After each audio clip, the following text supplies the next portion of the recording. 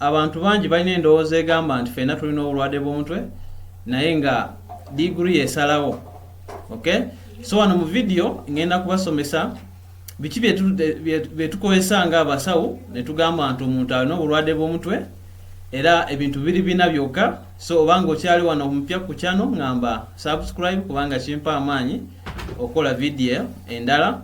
So ekintu ekisooka nti tutunulira bakiyita signs and symptoms. So tusinzirira ekiyita signs and symptoms oba wali obubone bwe twetaaga omuntu okubeera n'obulwadde obw'omutwe.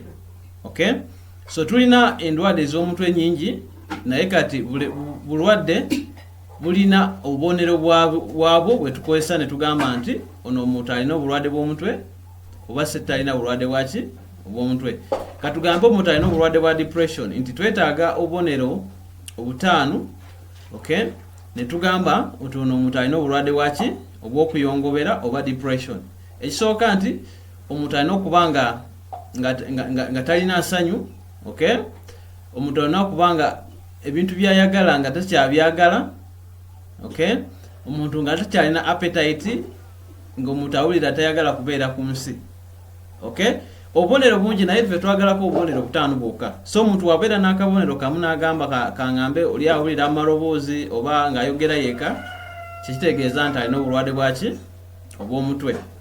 Okay, then ekintu ekyokubiri ndi tutunulira obubonero bumaze ebbanga ki nga omuntu abulina. Okay, kyetuyita time frame oba period. So buno obubonero bulina okubeerawo for a specific period of time, nti bulina okubeerawo ekiseera ekimala oyo omuntu okubeera n'obulwadde obwo. Okay, ngenda kuba ekyokulabirako nti obulwadde bwa depression nti omuntu alina okubeera n'obubonero okumala weeks 2. Okay, kangambe omuntu oba talina nsanyu olunaku olusooka, olwokubiri, olwokusatu, olwokuna n'agenda ku olwokutaano, olwomukaaga, olwomusanvu talina nsanyu n'amala weeks 2 nga talina essanyu, kitegeeza oyo omuntu alina depression oba okuyongobera. Okay, ne tugaatako n'obubonero obulala. So bw'obeera n'akabonero kamu tekisobola kugamba nti olina obulwadde bwaki bwa depression, naye obubonero obwolina bumaze ebbanga ki. Okay, so waliwo bwe tuyita waliwo obulwadde obulala bwe tuyita mania oba bipolar nti omuntu abeera n'obubonero okumala weeks 2. I mean omuntu abeera n'obubonero obwo obw'obulwadde bw'omutwe okumala wiiki emu. Okay, olyoka obeere neki omusawo akugamba nti olina obulwadde bwaki obw'omutwe. Okay, obanga okyali wano oba okyali mpya ku channel eno ngamba subscribe kubanga kimpa amaanyi okola video endala. N'ekintu ekyokusatu ndi tutunulira ki kyetuyita culture. Okay, eggwanga lyo lyoviiramu nti bw'obanga oyagala kulaba omuntu alina obulwadde bw'omutwe nti osooka kutunula ewaabwe bakola ki.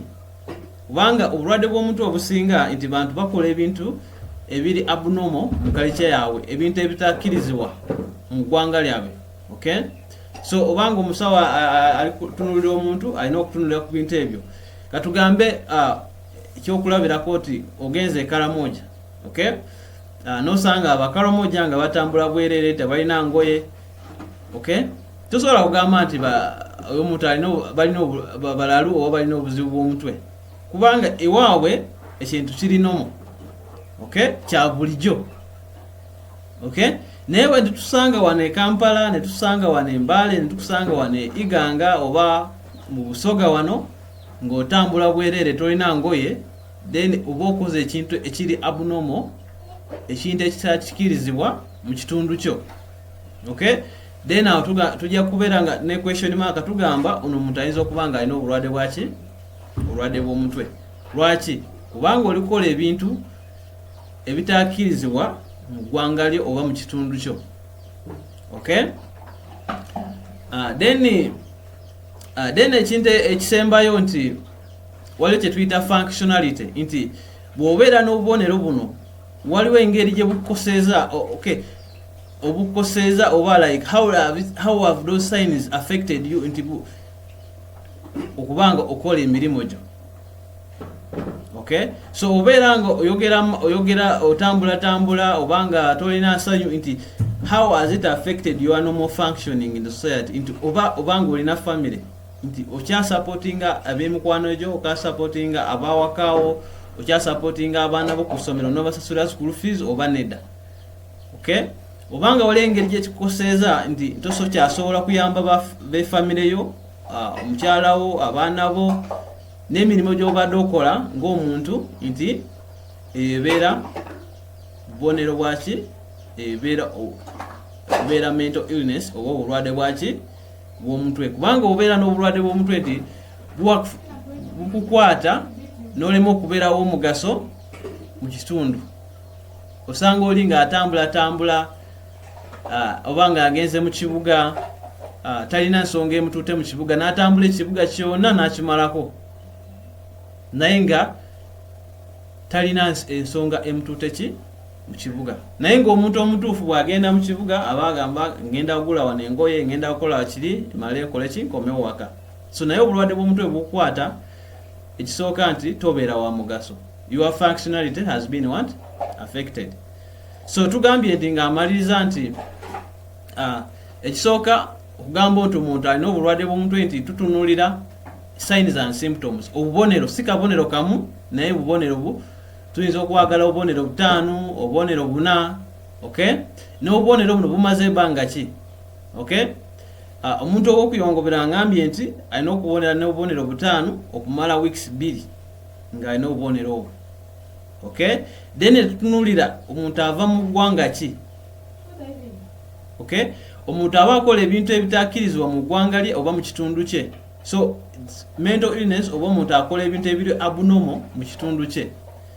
Okay, n'ekisembayo tutunule functionality nti buno obulwadde bukukoseza engeri gy'oweeyisaamu mu kitundu bu affecting nze gy'akolamu emirimu gye, then tujja kugamba nti oyo omuntu alina obulwadde bwaki bw'omutwe.